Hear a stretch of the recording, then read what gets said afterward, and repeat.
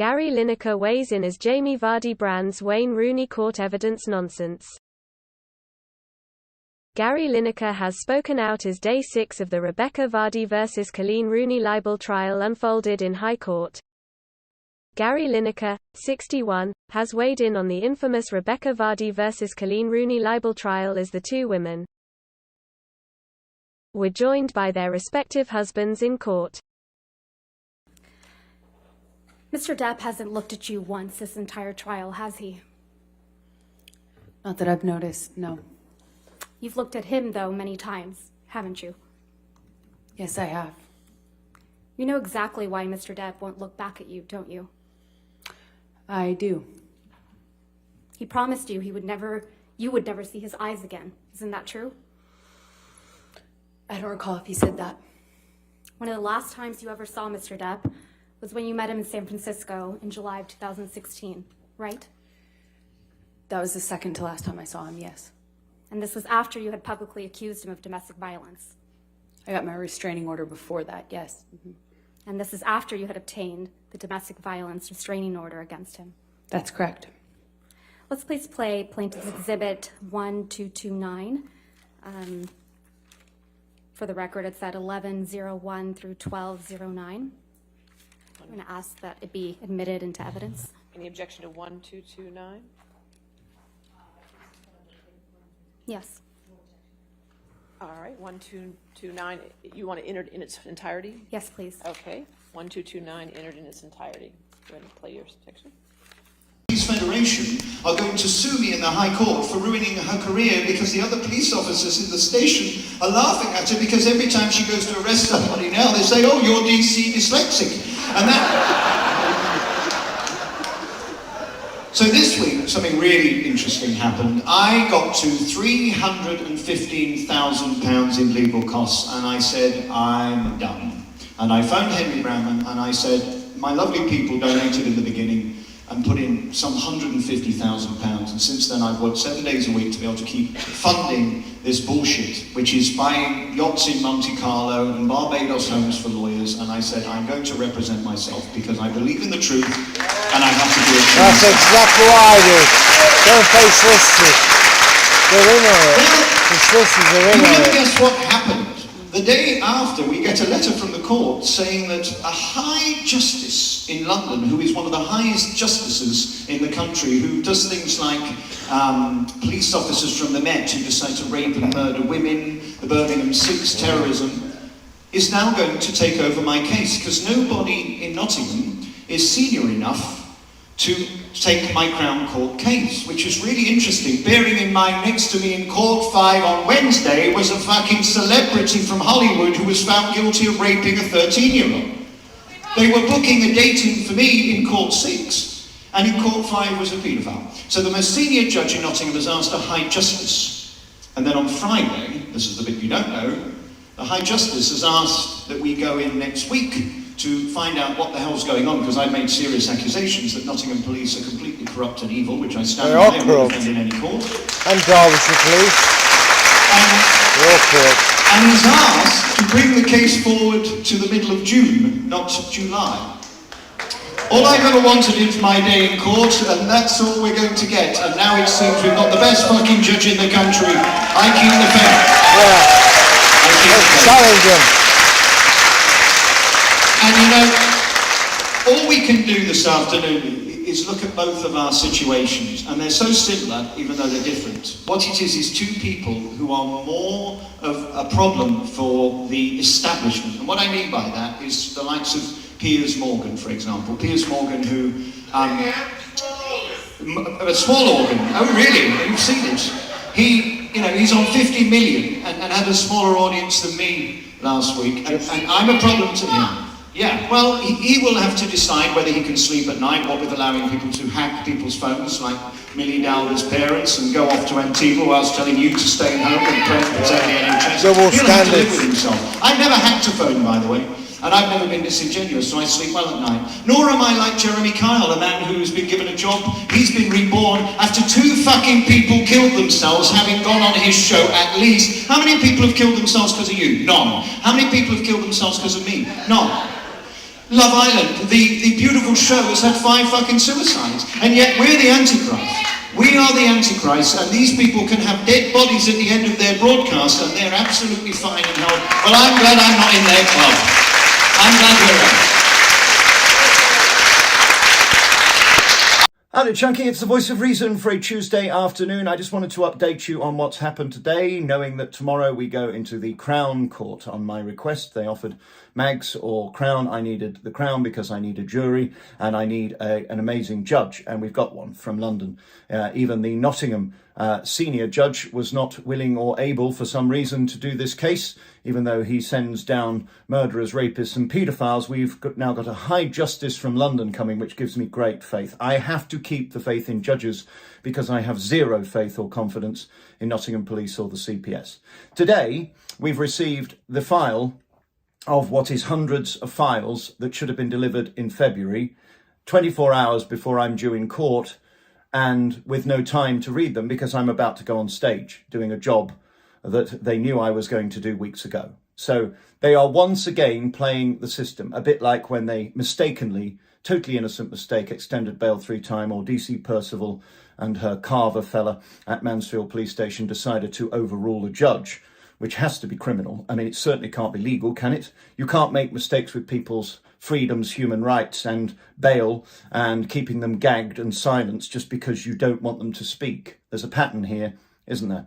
Well, now we've got this file that I've no idea what's in it. I've no time to look at it, of course, before tomorrow. So I'll be explaining that to the judge, that despite them being ordered to release this in February at the Crown Court, they make the rules up as they go along. But what's most astounding about tomorrow is they filed 7 different pieces of paper in a special measures request, which is fine, they're entitled to do that. But 6 of them aren't signed. 3 of them have a different charge to the one that they said I was charged with, and 2 of them have no charge at all. So we have 7 bits of paper, 6 aren't signed, with 3 different charges. 2 of them is no charge, 1 of them is the charge that it is, and the other 2 say violence, which they've now dropped, by the way. Do you remember when Nottingham Police press released that I was stalking with violence, even though they knew there was no accusation of violence? I've not been accused of going near anyone, physically doing anything to anyone. There is absolutely nothing other than my emails to the BBC and also YouTube videos where I am using free speech and public interest, as every journalist does in this country, to do these broadcasts every day. So now they've put in another set of papers that can't be processed. So tomorrow I'm going into court to explain that even now, after all that's happened, they still can't fill in a fucking piece of paper. They forget to sign them. They misrepresent what is going on. And they've completely thrown their people under the bus because of their own incompetence. Now, I don't think dyslexia or whatever excuse they're going to give will get past a judge, especially a senior judge, a High Justice from London. But how am I meant to compete with this level of incompetence, this level of corruption, and this constant inability to follow process by Nottingham Police and the CPS? How can I have any faith that at any step along this way they did anything correctly? We know the arrests were wrong. We know they took off their lapel numbers, which is illegal. We know they came without a warrant, which absolutely cannot be legal. You cannot come into somebody's house 3 times without a warrant just because they wanted to teach me a lesson. The third one being the bomb threat in collusion with the BBC. You're not allowed to collude to get somebody stitched up, arrested, strip searched, and then throw them under the bus in the hope that they might top themselves, or in the hope that they might find something that isn't here. They found no new evidence, by the way, in the 2 years. Nothing. Nothing on the laptop, nothing on the computer, and nothing in the house, despite stripping my car to its bare bones. Despite taking sockets off the walls and looking in tins of baked beans, they found fuck all, because I'm up to nothing. So just so you know, ahead of my appearance tomorrow, finally, after over a decade of trying to get justice against the evil BBC with their corrupt barrister who's since been sacked and disbarred for signing documents on behalf of a judge, can you see the pattern here? We've got right at the very top of the BBC legal department a nemesis who has tried to bring me down for over a decade and prevented justice. She's now gone. We've got changes at the CPS. They've gone. The disclosure officers changed. The charging officers changed. At the BBC, they're coming and going like whippets. I mean, this is unbelievable. And this is my human rights having to pay the price every time. So tomorrow we go into court and I'm going to tell everything to the judge. I have pieces of paper here which are going to blow people's minds. But I have a file waiting for me of hundreds, if not 1,000 pieces of paper that I can't read because they've deliberately manipulated the system so I don't have time. I don't think the judge is going to like that. And as for thicko DCs who can't sign documents, or dopey PCs, or whatever, maybe it's, I don't know, one of those plastic policemen, one of those pretend community officers is now doing the paperwork for Nottingham Police. How can they file 7 pieces of paper that aren't signed with the wrong charge and endless mistakes throughout? That's your Nottingham Police, ran by Caroline Henry, who's sped 5 times in 4 months and is about to lose her job and her licence, and managed by a Chief Constable, Craig Guilford, who, when this went public, told people, do not repeat any of this, do not share any of this. Yeah, we know what's going on here. And tomorrow I'm going to out everything in a court of law to one of the highest justices in the country. I thank him for his time, and I thank the court for finally allowing me to speak. But just know, I am up against the worst corruption in the history of broadcasting, and the biggest witch hunt that I'm going to prove beyond reasonable doubt. I can't wait for my day in court tomorrow. Right, I better go. I'm in Bournemouth tonight at 7:30. Come and see me live. And we're nearly sold out. So final tickets by going to tickets in the top right-hand corner. On the 18th, I'm in Blackpool with Bobby Davro. What have we got for you? On the 19th, I'm in Nottingham. We've just added a date. It's nearly 3/4 sold. So quick at the Forest Town Arena in Mansfield. And I shall be going off to Vegas on Thursday. Going to have a week off, and then we'll bring you footage from there and some exclusive interviews too. Right, can't wait for tomorrow in court. Can't wait for tonight in Bournemouth. Have a wonderful evening. I love you, and there's nothing you can do about it. Else again? Right, do you want to come down to the door, please, or we're going to put it in? You're threatening to put my door in. I'm not resisting arrest. I need to speak to my lawyers. I need to speak to my lawyers. I'll come down.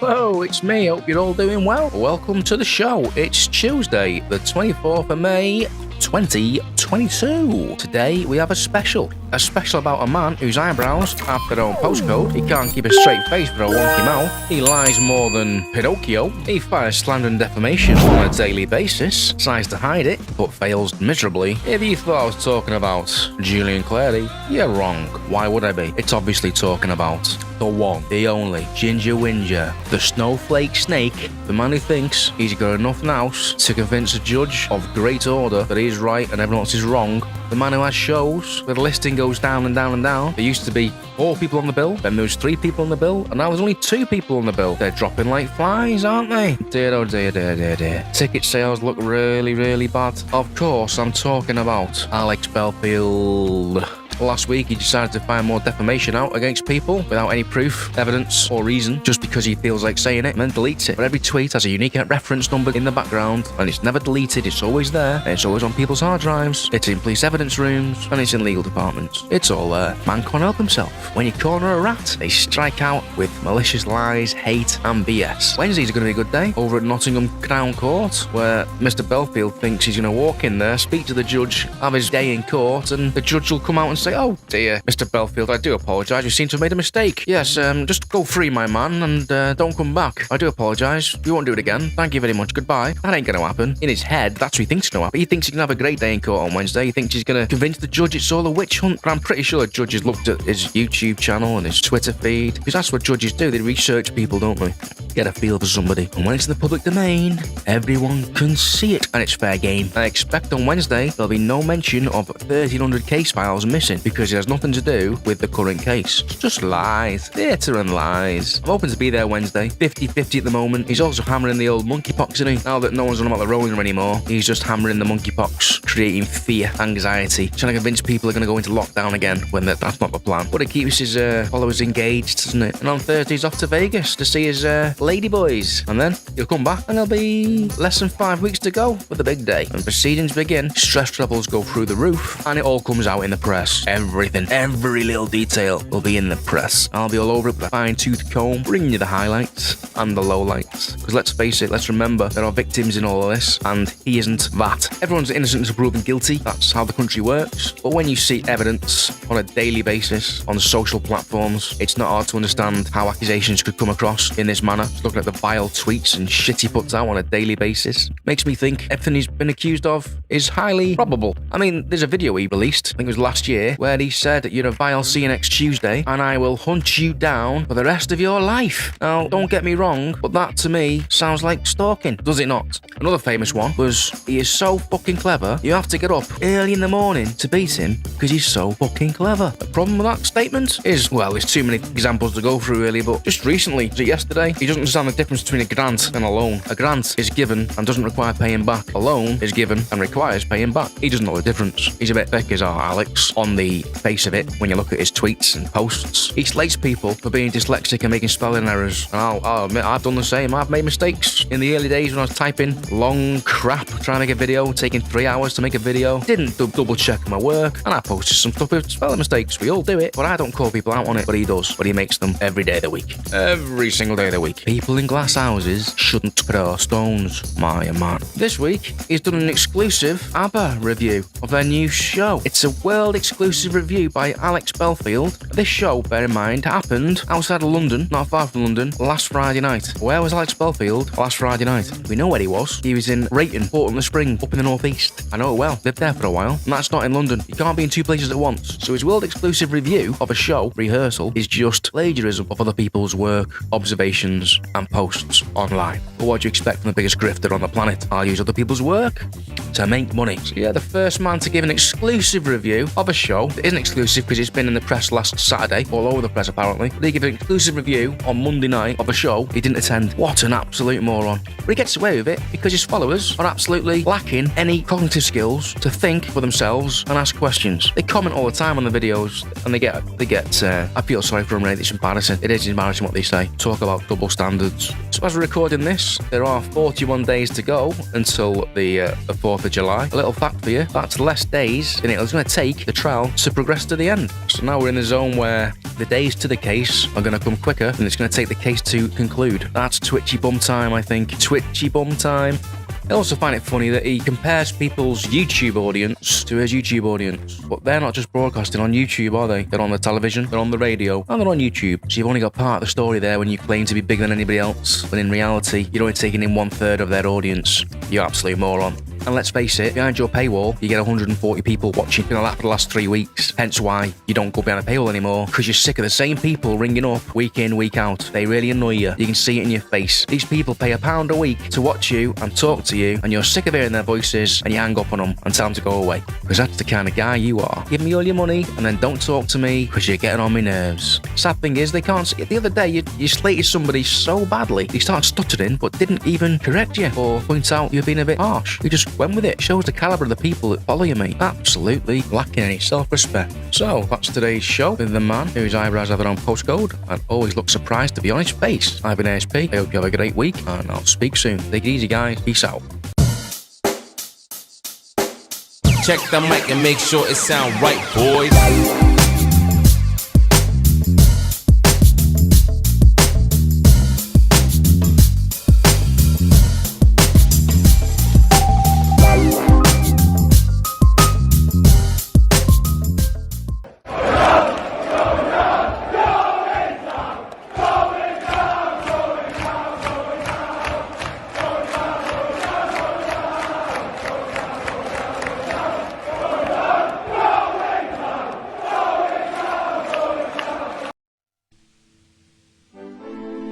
And this is how it all began.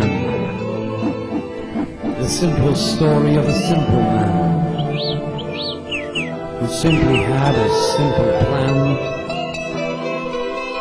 to laugh his way into the bank.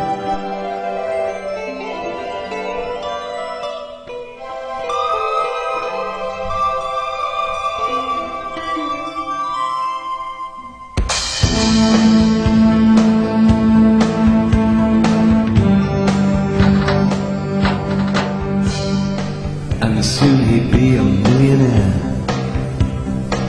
making other people stop and stare.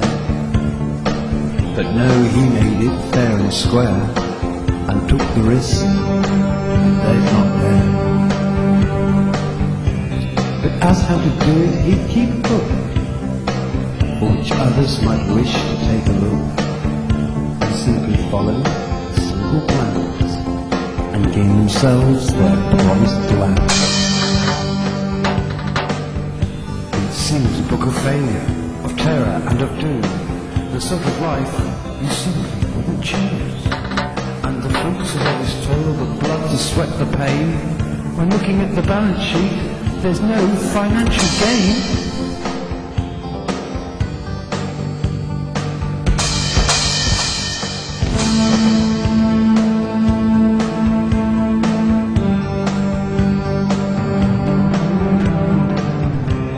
They thought a million meant money, not memories, dreams of gold, the experiences of an emotional, spiritual soul.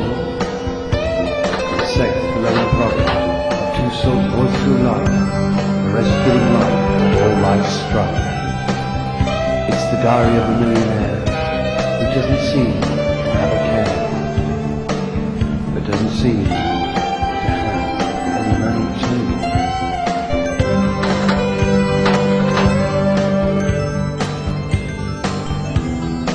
Masquerade is how he lives his days, and watches as they all play their guessing games.